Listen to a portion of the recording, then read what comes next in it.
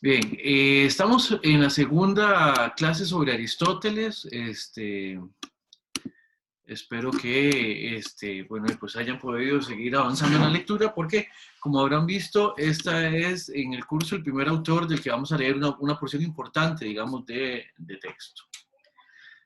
Entonces, vamos a empezar con un concepto que es importantísimo para Aristóteles en función de la definición del campo de estudio al cual nos estamos dedicando, que es básicamente la filosofía primera, ¿verdad?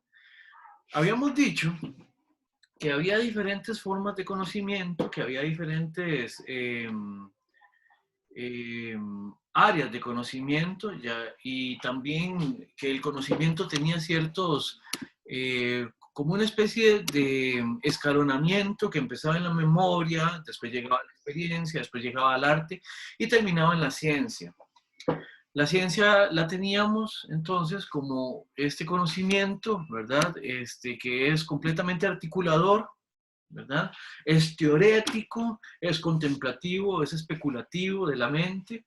Es para Aristóteles el mejor tipo de conocimiento, eso ya lo hemos visto, ¿verdad? Precisamente porque en esta especie de escalada, como lo he dicho hace un par de minutos, la ciencia es de los tipos de conocimiento la que llega a una mayor generalidad. ¿Ya? Habíamos visto también lo importante de conocer por las causas y todo esto. Muy bien. Ahora, ojo el concepto que se viene acá, ¿verdad? Aristóteles nos dice que hay un tipo de conocimiento, un tipo de ciencia, que además de ser ciencia, tiene una peculiaridad, ¿verdad? Es una ciencia, y ojo, ahí está en rojo, que estudia lo que es en tanto que algo que es. Y después dice también, y los atributos que por sí mismo le pertenecen. Entonces, vamos a ver qué significa eso y cómo lo vamos barajando para cuestiones del curso, ¿verdad? Entonces, primero que nada hay que decir algo, ¿verdad? Eh, Realmente hay muchísimas ciencias, o sea, toda ciencia, en tanto que tienen objetos de estudio, se dedican a estudiar seres. O sea,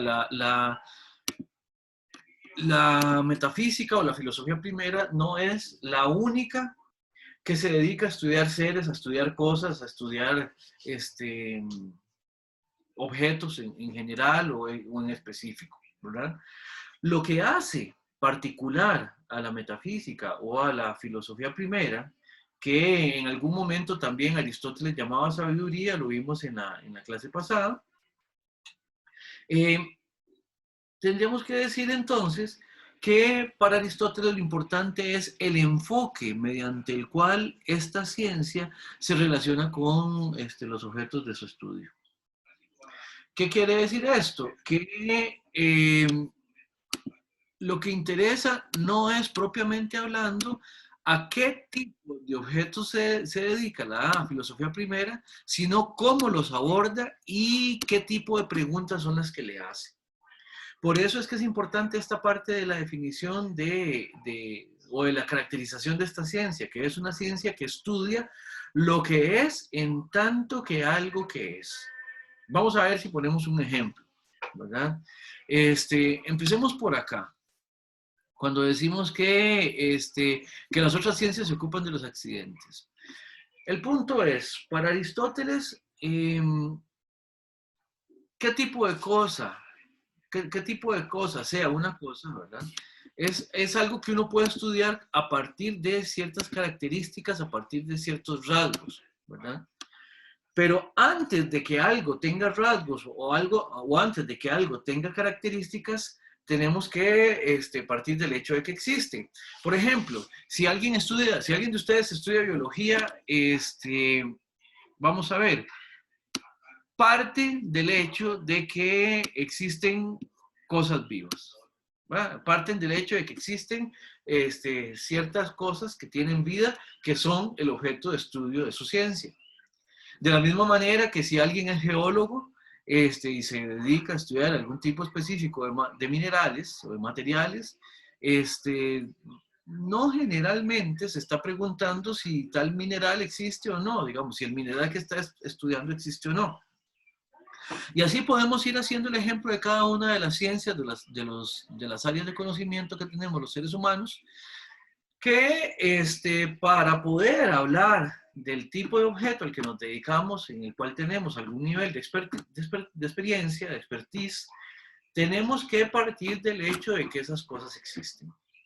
Ahora, la metafísica, la filosofía primera, realmente lo que estudia es precisamente cualquier objeto, ya no ese tipo de objetos, qué tal cosa, no, sino cualquier objeto, cualquier cosa. Y, por ejemplo, ya no particulariza como la biología, en tanto que tiene que ser algo que esté vivo. O sea, los biólogos no se dedican a estudiar la formación de, no sé, de cristales en las minas de sal del Himalaya, por decir algo, ¿verdad? ¿Por qué? Porque eso podrían eventualmente dedicarse a estudiar cómo la generación de una mina de este tipo tiene un impacto sobre las cosas vivas que están ahí en los alrededores. Pero propiamente hablando, un biólogo se va a dedicar a cosas que están vivas. ¿Ve? Y eso es restrictivo.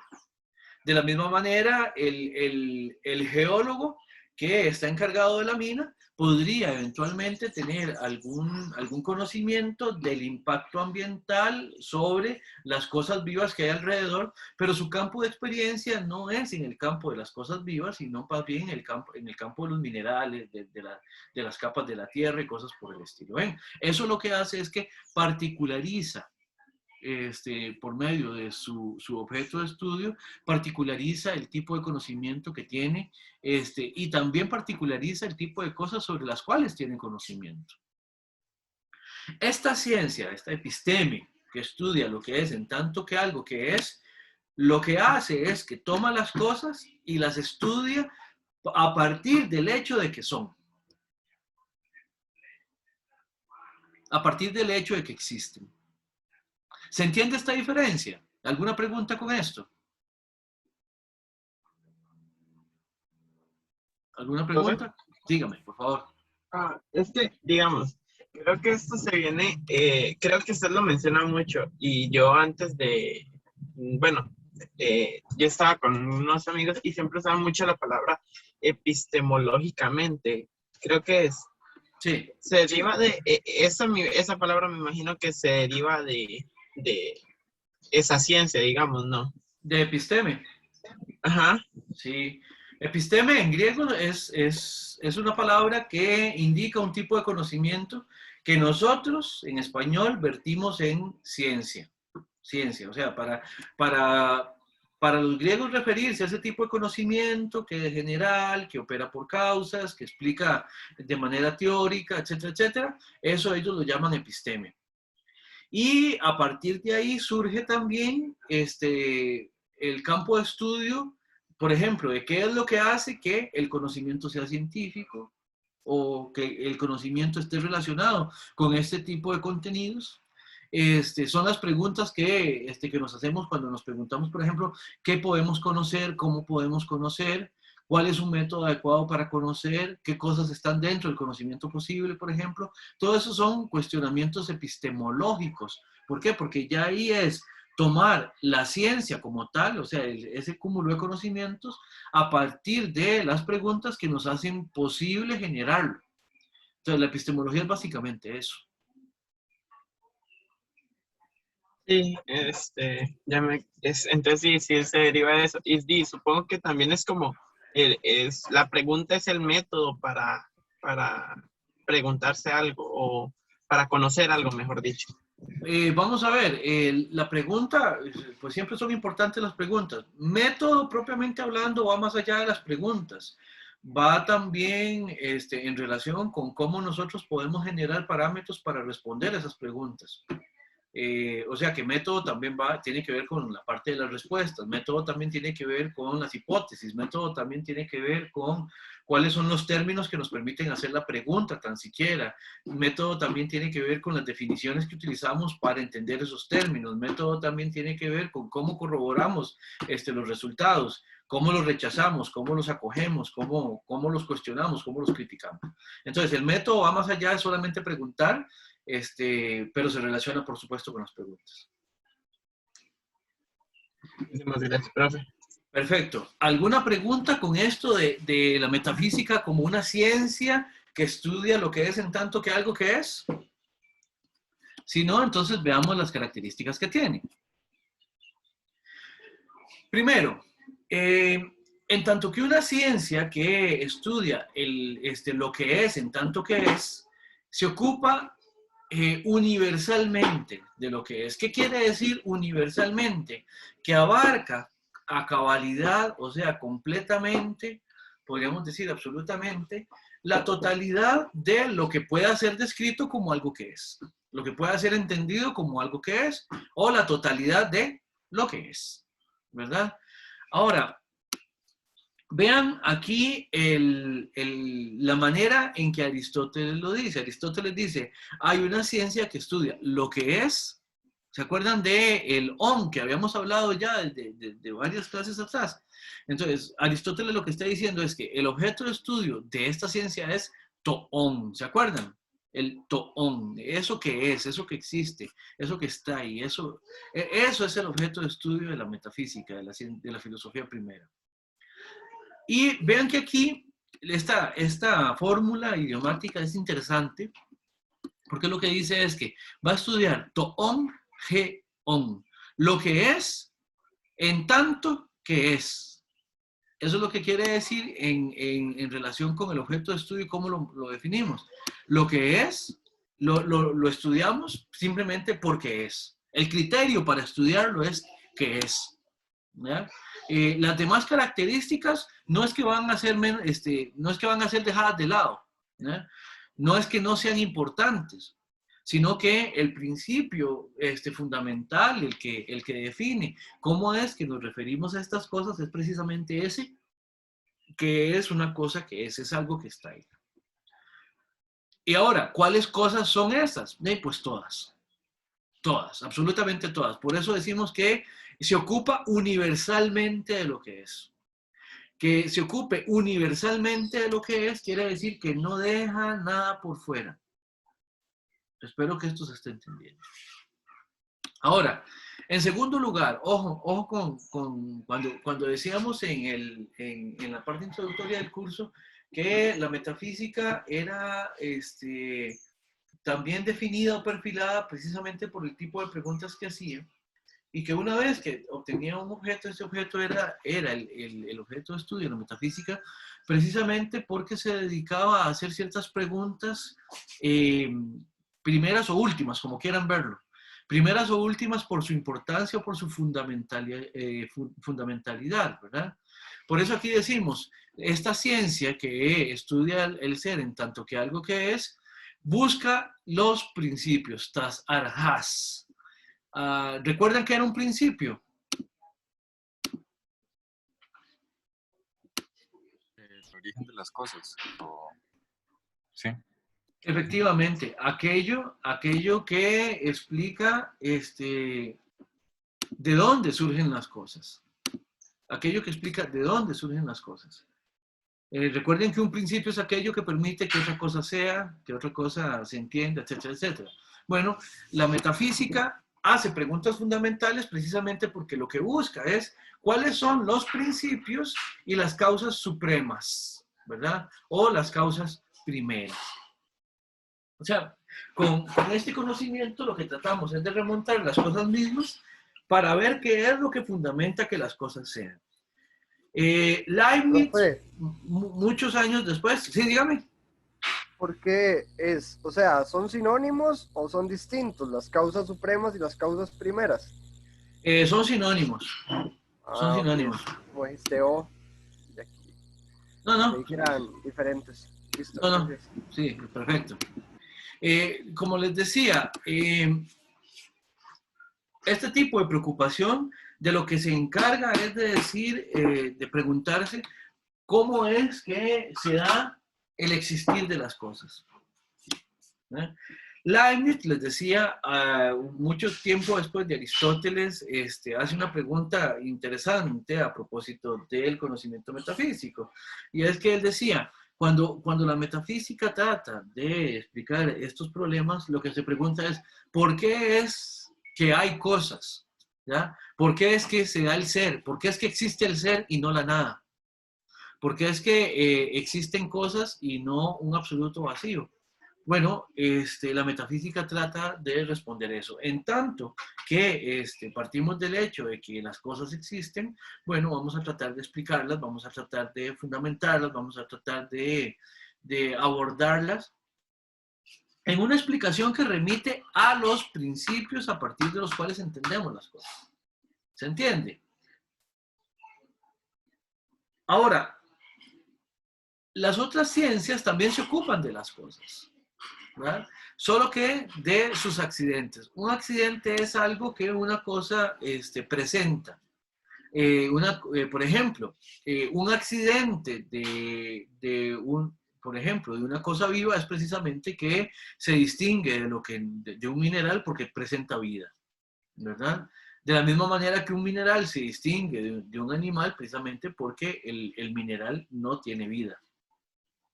Eso es lo que podemos llamar los accidentes, cosas que, o mejor dicho, características o rasgos que las cosas pueden tener o no. Características o rasgos que las cosas tienen y que de alguna manera las perfilan. Ahora, cuando estamos en el estudio de la ciencia primera, lo que nos interesa es, en primer lugar, que existan.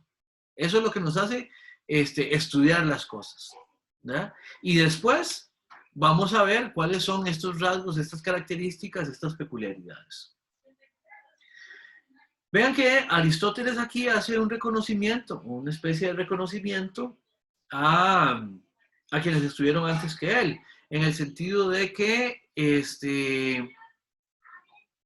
Aristóteles se ve que conocía la propuesta de los físicos, de los que hemos llamado los físicos, porque dice, quienes buscaban los elementos, dice Aristóteles, buscaban algo que es fundamental para explicar lo que es, ¿verdad? ¿Cuáles son los elementos que en última instancia explican lo que es o lo que existe? O sea, de alguna manera, quienes estuvieron antes de Aristóteles, los filósofos estos que llamamos presocráticos, estaban bien orientados en la pregunta por las cosas. Ahora,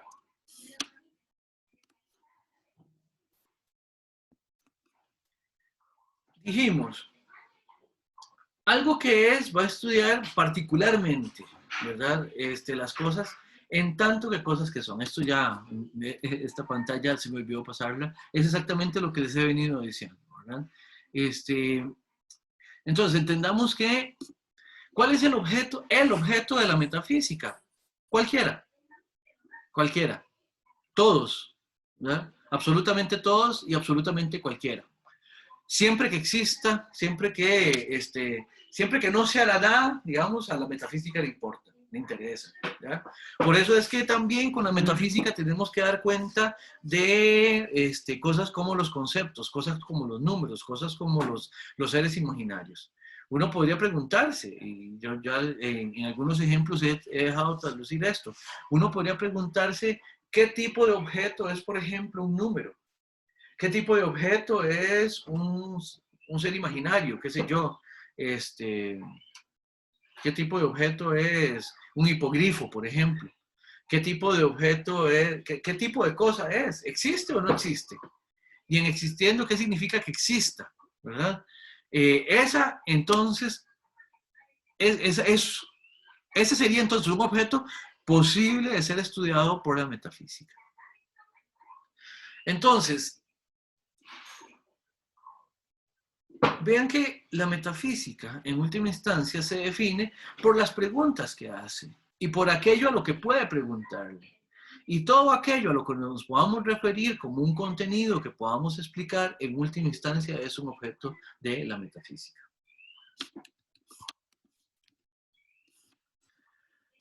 Ahora, aquí empieza una de las expresiones que es interesantísima en Aristóteles.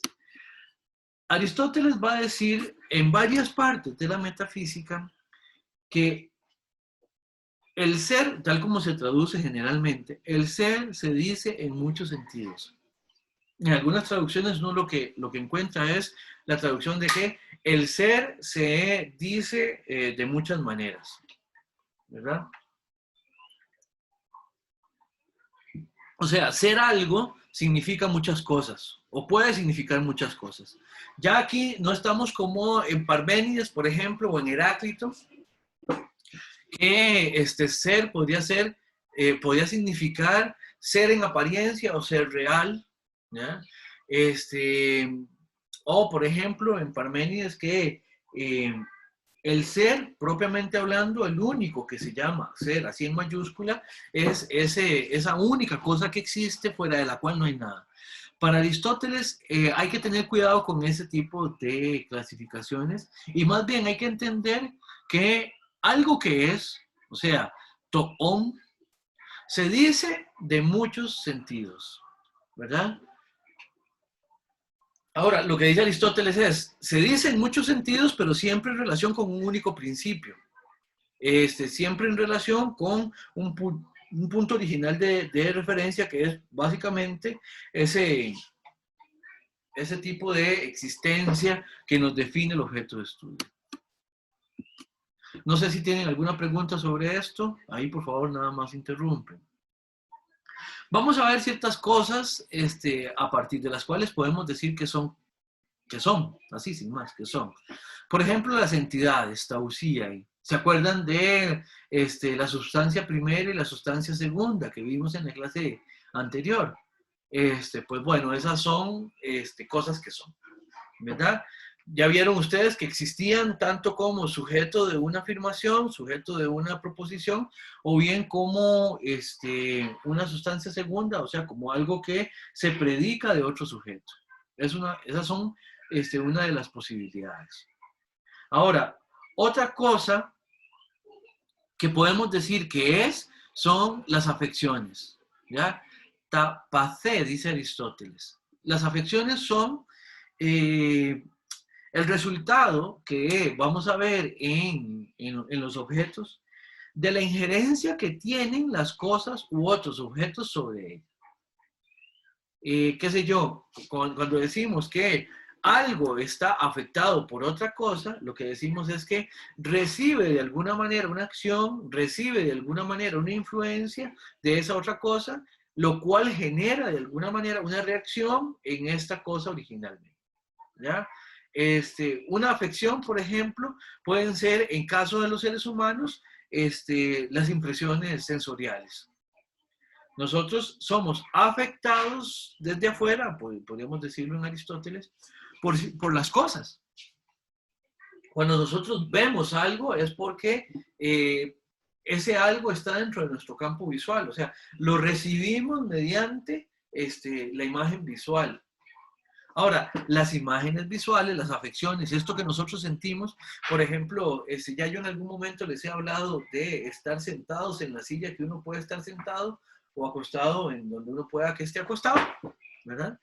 Nosotros, a partir de que nos sentamos en una silla o nos acostamos en una cama o en el suelo o donde sea, recibimos una impresión sensible y esas impresiones sensibles también existen.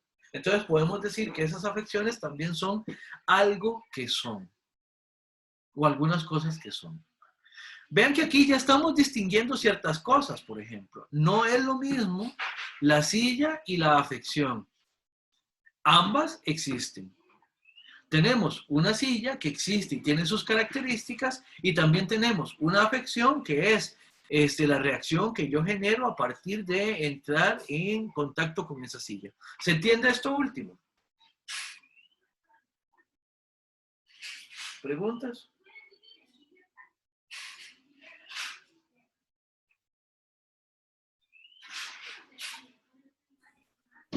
Sí, en el caso de las ilusiones auditivas o visuales como las que tienen los esquizofrénicos o gente en psicodélicos, serían eso, ilusiones. Sí, existen. Hay algo que lo hace posible, que en este caso serían pues, las redes neuronales de una persona, digamos. No estamos diciendo que eso les dé a estas visiones o a estas audiciones, digamos, una existencia material o concreta.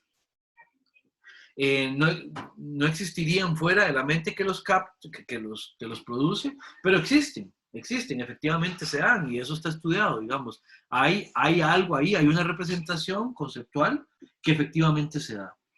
Tienen una forma de existir, y es ser evocados por una mente que los produce.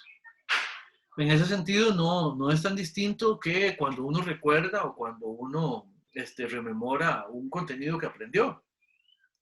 La diferencia es que ahí no hay criterios para distinguir entre que lo esté produciendo uno o que esté siendo producido por por una facción externa, ¿ya? Eso es pura interioridad, pero quien lo está produciendo no tiene criterios demarcatorios claros para poder distinguir uno de otro. Pero de que existen, o sea, como representaciones existen. No está eso que supuestamente esa persona está viendo o escuchando, pero la representación sí existe. ¿Se entiende? Sí, sí. Gracias. Claro, con mucho gusto. Por supuesto que esto no sería un tema así tratado por Aristóteles, pero hoy nosotros, incluso con estas pocas herramientas que llevamos de Aristóteles, ya podríamos dar esa respuesta, ¿verdad? Son un tipo de afecciones, efectivamente, ¿verdad? También decimos que es el proceso hacia la entidad. Aquí empezamos a vislumbrar una linda manera, por ejemplo, de resolver en Aristóteles el problema del cambio del movimiento. ¿Se acuerdan que en Heráclito y en Parménides teníamos esta referencia al cambio del movimiento como algo importante de ser explicado? En Parménides y en Heráclito teníamos la referencia al cambio del movimiento precisamente como algo que podía explicarse como una de dos posibilidades. O bien el cambio es aparente y la permanencia es lo real, como en Parménides, o bien a la inversa, ¿verdad? La permanencia es la apariencia y el cambio es lo real en Heráclito, ¿verdad? Pero en Aristóteles vamos a cambiar eso diciendo que realmente el cambio no es ni más ni menos que proceso. Que no es ni más ni menos que proceso. Entre un primer estadio de una cosa y otro estadio hacia el cual tiende, que sería su manera definitiva de ser, por decirlo rápido y tal vez mal, pero es simplemente para ir explicando qué es lo que dice, con qué se relaciona esto que estamos viendo acá. En ese sentido, el proceso a la entidad también decimos, de todo lo que está en el proceso a la entidad, también decimos que algo es. Ahora, ¿qué es este proceso a la entidad? Piensen en el proceso que hay, por ejemplo, entre una semilla y un árbol.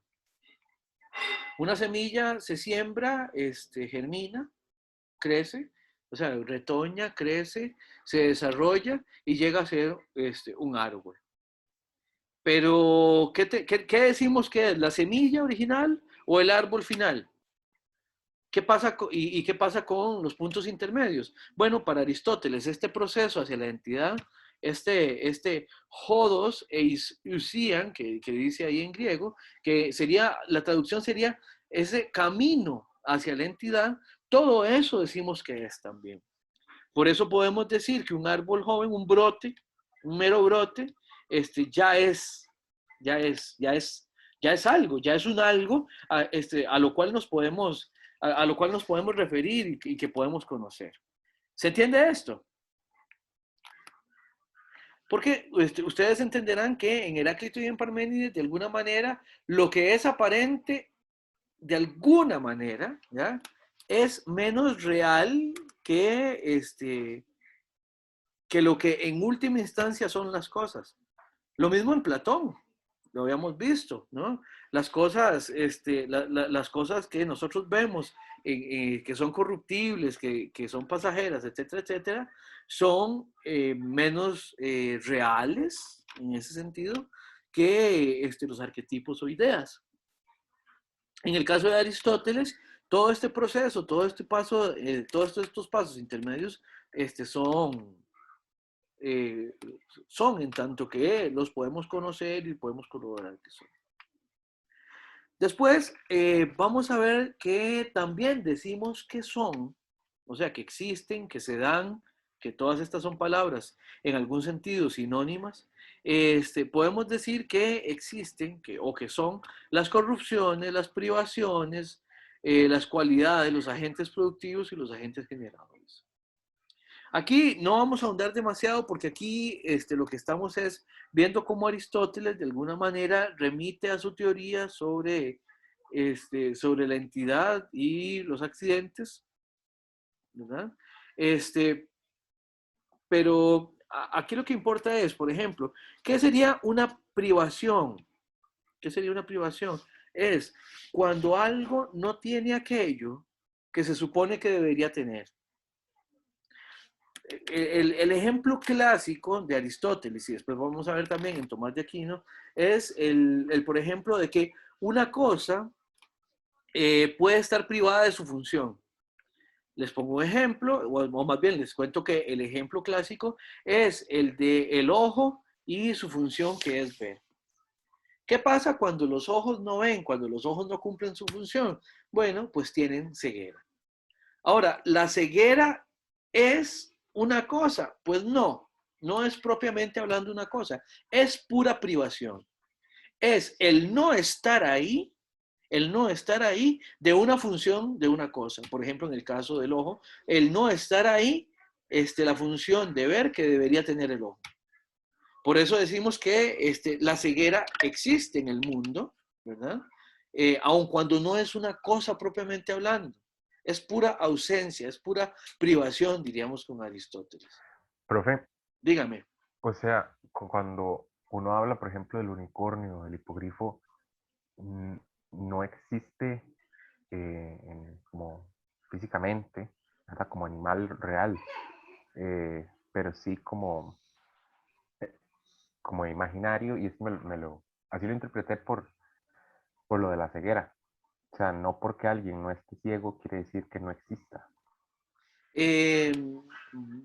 Bueno, eso último, ¿puedo repetir eso último? ¿No porque alguien, cómo fue? No porque alguien no esté ciego quiere decir que la ceguera no exista.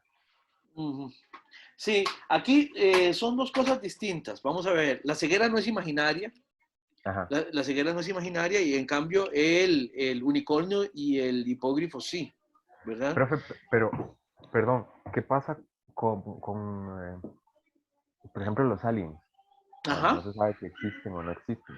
Bueno, entonces, bueno, depende también qué estamos entendiendo por alien, por un alien, por un ser Vida extraterrestre. inteligente extraterrestre. Ok, en este momento podríamos decir algo. En primer lugar, son seres posibles. Después vamos a tener que hacer esta distinción. Creo que voy a hacer un cuadrito para la próxima clase, a ver si con esto también podemos aclarar ciertas cosas. ¿Se acuerdan de lo de la posibilidad y necesidad y todo esto, verdad? Un ser es posible si no hay contradicción interna en su conceptualización o no es contradictorio la manera en que lo entendemos y su realidad, digamos. Por ejemplo, un alien, o sea, son tan posibles que los podemos imaginar. Si no, por ejemplo, Star Trek y Star Wars serían básicamente imposibles. ¿Ya? Son seres posibles, porque podemos pensar en los aliens, podemos pensar en los extraterrestres. Por ejemplo, el Baby Yoda de Mandalorian, ya se me olvidó el nombre, ¿cómo era? Grogu existe. Grogu existe. Con esto no es que Sanchito se está comprometiendo con una afirmación de que de verdad podemos ir a visitarlo en algún momento, digamos, o sea, si tuviéramos los medios tecnológicos. No, pero es evidente que Grogu existe. Ahí en ese caso es un tipo extraterrestre que viviría, que existiría más bien, igual que un ser imaginario como el unicornio o el hipógrifo. En ese sentido es un ser imaginario tal como ellos. Ahora, como seres posibles, también podemos entender de que, hipotéticamente hablando, porque no ha sido corroborado, que yo sepa, ¿verdad? Y están todos aquellos conspiracionistas de Roswell y todo ese tipo de cosas, pero hasta no confirmar efectivamente que hay vida extraterrestre inteligente, digamos, aliens que existan, pues se mantendrán como seres meramente posibles o hipotéticos, ¿verdad? Vea que en tanto que hipotéticos, lo único que podemos hipotetizar es, o sea, más ya fuera de la ciencia ficción, fuera de la literatura, fuera de la imaginación, lo que podemos hipotetizar es que es posible que nosotros no seamos los únicos seres inteligentes en existencia, ¿verdad? Y entonces a partir de ahí, entonces podemos decir, bueno, un extraterrestre es un ser del cual podemos pensar en una existencia sin mayores problemas. Se parecen un poco, especialmente ya cuando les damos todo una gama de caracterizaciones y de personalidades y de papeles específicos en una historia. En ese sentido son seres imaginarios como los de cualquier otro tipo de saga literaria o ficcional, ¿verdad? ¿Se entiende? Sí, pero Perfecto. ¿Alguna otra pregunta? ¿Alguien iba a preguntar? Creo que hay algo en el chat. Permítanme para revisar. Dice María José Rodríguez que lo mismo pasaría con las entidades matemáticas, por ejemplo. Vamos por partes. Las entidades matemáticas son seres, también existen. Los números tienen existencia, efectivamente. Vean que incluso los números tienen propiedades, ¿verdad?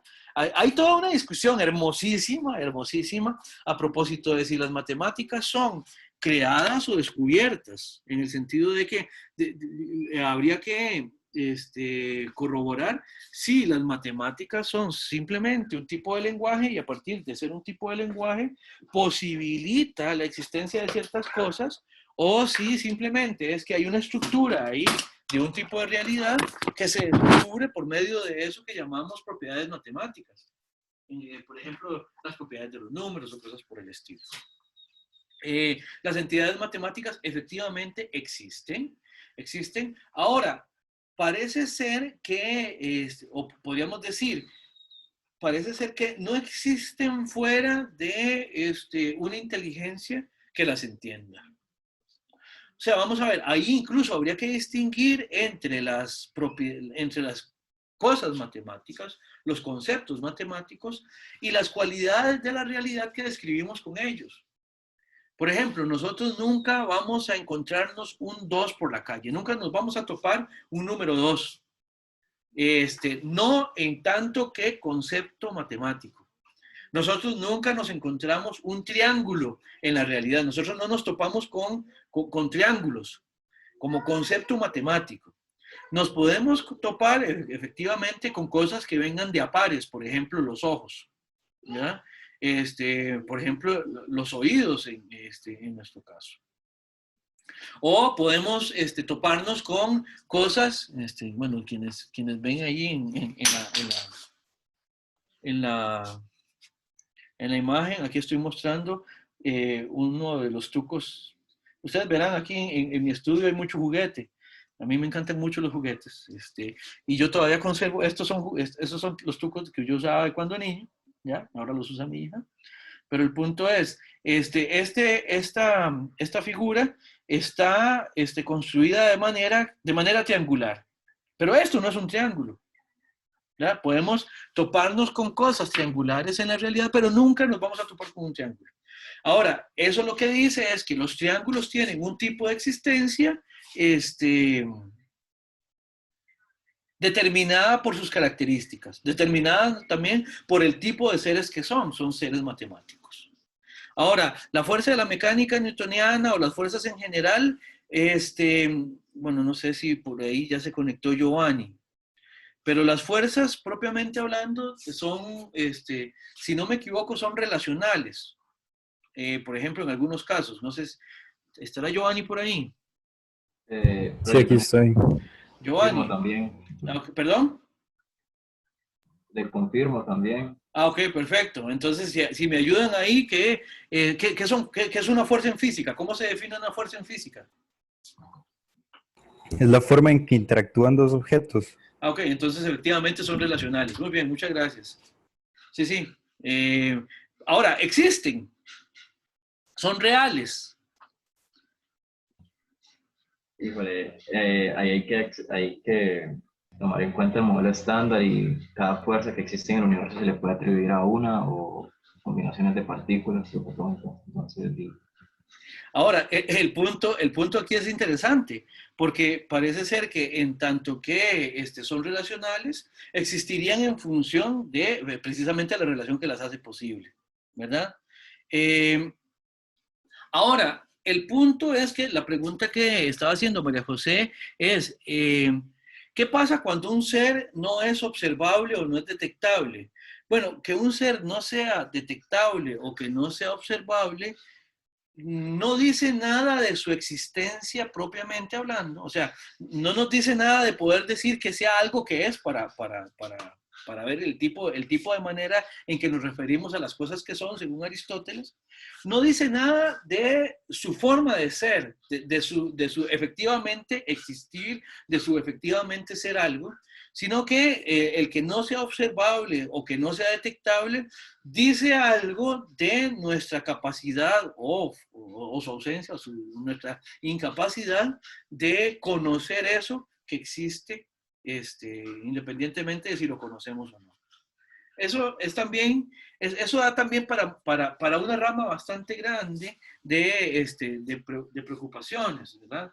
¿Qué pasa si nosotros no nos cuestionamos acerca de algo? ¿Qué pasa si nosotros no nos preguntamos algo?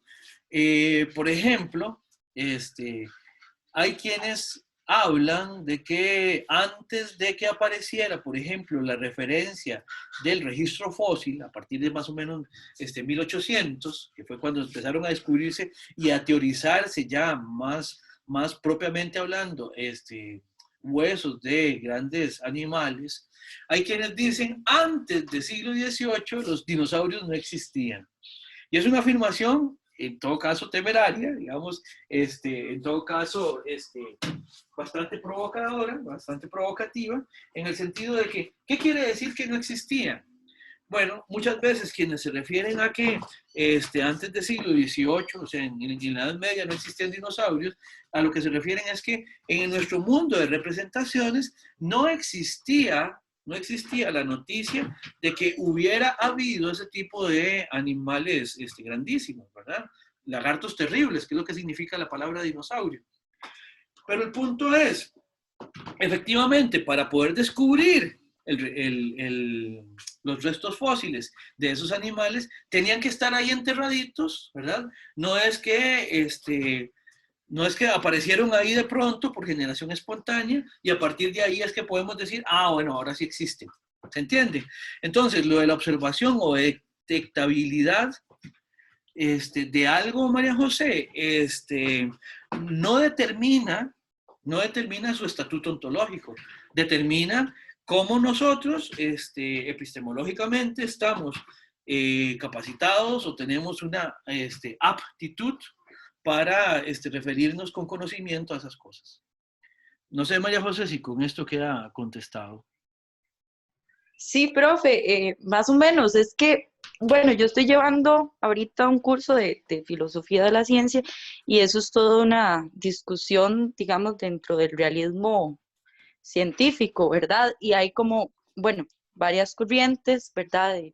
El escepticismo, el empirismo constructivo, etcétera, ¿verdad? Claro. Que sí cumplen, digamos, sí responden a esos estatutos ontológicos, epistemológicos y semánticos, ¿verdad? Pero hay otras, por ejemplo, no sé si es el idealismo o qué. Sí, yo estaba pensando en Hegel. Que como que digamos, eso del estatuto ontológico queda como muy ambiguo. ¿Me explico? Sí, claro. Entonces, sí, yo siento que todas esas entidades, digamos, que dependen de otras para explicarse y así no cumplen tal vez estrictamente con esos estatutos ontológicos, porque son, no sé, fuera de la mente humana no se pueden concebir. Sí, vamos a ver. Ahí habría que decir algo. ¿Conocen lo que son los koan del taoísmo? Son estas preguntas que tienen respuestas que son un poco extrañas. O, por ejemplo, un koan muy famoso, pero famosísimo, al punto del cliché, es aquella pregunta de si un árbol se cae en la profundidad del bosque donde no hay nadie cerca para escucharlo, aún así hace ruido cuando cae. ¿Verdad? No sé si han escuchado esas preguntas. Bueno, dependiendo cómo sea su aproximación epistemológica, la aproximación epistemológica, el modelo epistemológico con el cual usted trate de resolver esa pregunta, usted va a decir sí hace ruido, o usted va a decir no, no hace ruido. Y además va a poder tener parámetros para decir por qué es que puede decir que hace o que no hace ruido, ¿verdad?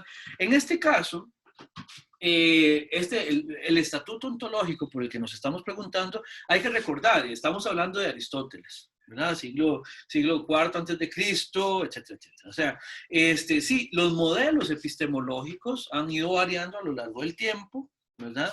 El problema de que algo sea o no observable puede en algún momento ser criterio para definir existencia, o puede ser un criterio dentro de cierto entorno teórico, dentro de cierto marco teórico o conceptual para decir o predicar existencia, pero no hay una única manera de zanjar este tipo de discusiones.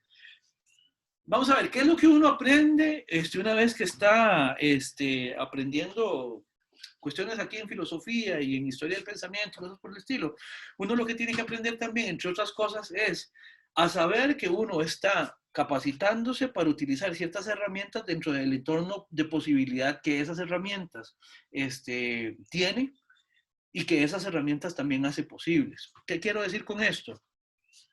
Si nosotros utilizamos la teoría aristotélica, podemos ir a decirle a Heráclito, vea, la diferencia entre lo que Aristóteles está planteando es que Aristóteles dice que el cambio es esto, mientras que usted dice que es esto. Y a partir de ahí uno puede hacer una comparación que de repente, y eso van a disculpar el optimismo, ¿verdad? Pero a partir de ese tipo de contrastaciones, uno puede enriquecer su manera de ver el problema, su manera de ver el mundo, su manera de ver las cosas. Ahora, hay un problema, ¿verdad? Que es que uno tiene que tener también el cuidado de que una manera de presentar un fenómeno, en este caso, la existencia de las cosas, tiene que entenderse dentro de los parámetros que lo hace posible, dentro de sus condiciones de posibilidad, diríamos, ¿verdad? Y sí, por eso es que está muy bien que uno pueda dominar distintos modelos, para poder decir, bueno, dentro del realismo, podríamos decir efectivamente que esta afirmación podría tener y estas limitaciones. Dentro del escepticismo metodológico tiene estas otras. Dentro del idealismo, qué sé yo, de la fenomenología de Hegel, tendría estas posibilidades y así va uno más o menos ubicándose. Dicho sea de paso, a Sanchitos esto le parece fascinante, digamos, cómo es que las respuestas pueden ser distintas y por lo tanto también la manera en que se modela esa forma de explicar el mundo también cambia entre paradigma y paradigma. No sé, si alguien tiene algún comentario sobre esto o alguna pregunta. Gracias, profe. Con mucho gusto, María, muy, muy amable. Profe, solo respecto a lo que usted estaba diciendo de la ceguera, sí, en tanto que es una ausencia de la capacidad visual, sí, también aplicaría con lo que es la oscuridad, en tanto una ausencia de luz. Vamos a ver, podría ser, pero es que no es lo mismo. No es lo mismo, porque Vamos a ver, híjole. Vea que, vea, voy a tratar de clarificar una diferencia, nada más, para que vea que se parece, pero no es lo mismo. La diferencia entre la ceguera como privación de una función es que la ceguera es la privación de algo que opera en una cosa que no es el opuesto de la ceguera. Por ejemplo, el ojo y la ceguera no son opuestos, pero la ceguera es la ausencia de la función del ojo. En cambio, entre luz y oscuridad, lo que estamos definiendo más bien es una relación entre contrarios, donde uno es específicamente la privación del otro. Hay luz, si hay luz es porque nos privamos de la oscuridad y viceversa. Si hay oscuridad es porque nos privamos de la luz. En cambio, con la ceguera no podemos hacer analógicamente ese mismo tipo de descripción. Por ejemplo, no es que hay ceguera porque no hay ojo. No, ahí está el ojo. Lo que pasa es que el ojo no está funcionando. De la misma manera, no podemos decir porque está el ojo no hay ceguera. No, lo que tenemos que hacer es una relación entre el ojo, su función y la posibilidad, digamos, de que esa función esté o no activada. Digamos, la relación es distinta entre ojo, su función, que es la visión, y la ceguera, que sería su ausencia. Que es la relación que hay entre oscuridad y luz, que es simplemente una relación de opuestos. Ahora, habiendo dicho esto, eso también podemos definir en negativo, ¿ya? O como diría el querido colega Juan Diego Moya, podemos definir apofáticamente, que eso es lo que significa negativamente, la luz como la ausencia de oscuridad y en sentido contrario también podemos definir la oscuridad como ausencia de luz. En ese sentido son privaciones ambas, pero no porque sean exactamente el mismo tipo de relación, sino porque son privaciones que operan de manera distinta en uno y en otro ejemplo. Más o menos, Diana. Clarísimo, profe. Entonces, eso, como acaba usted de explicar, la luz y la oscuridad, la manera en que también Aristóteles lo haría, ¿cierto? ¿O no? Podría ser en esta última parte, ve aquí abajo, que también dice, de ahí que de lo que no es, digamos que es algo que no es. Por ejemplo, la luz no es oscuridad, o la oscuridad no es luz. Listo, profe. Ojo, que aquí hay algo muy bonito. ¿A quién les parece que tiene Aristóteles aquí en mente?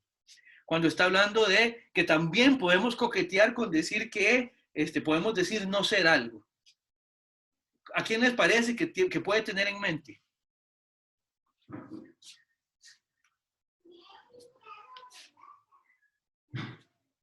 A Descartes.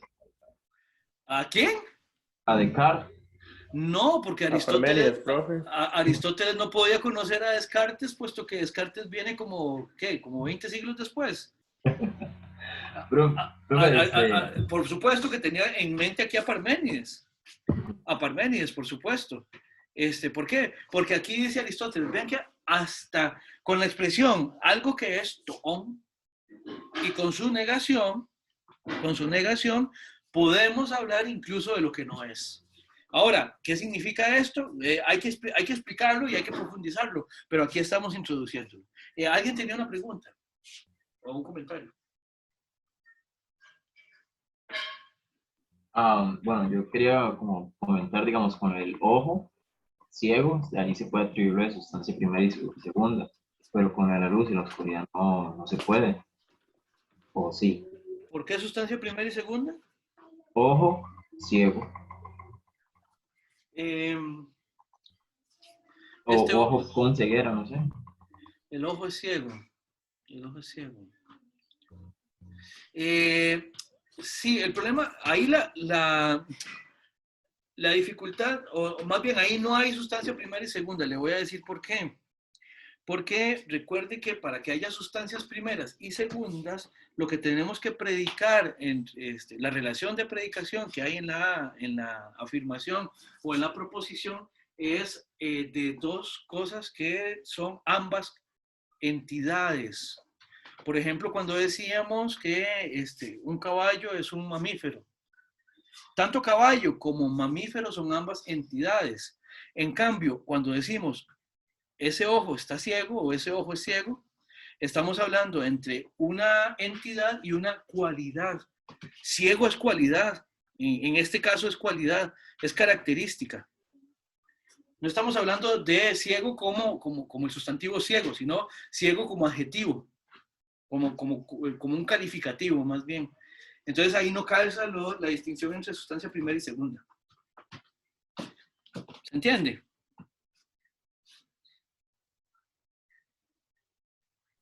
Sí, profe, gracias. Perfecto. ¿Qué les parece si hacemos pausa? Ya que incluso nos pasamos casi 10 minutos de la hora de la pausa. Tengo que son las 11:57, volveríamos a las 12:07.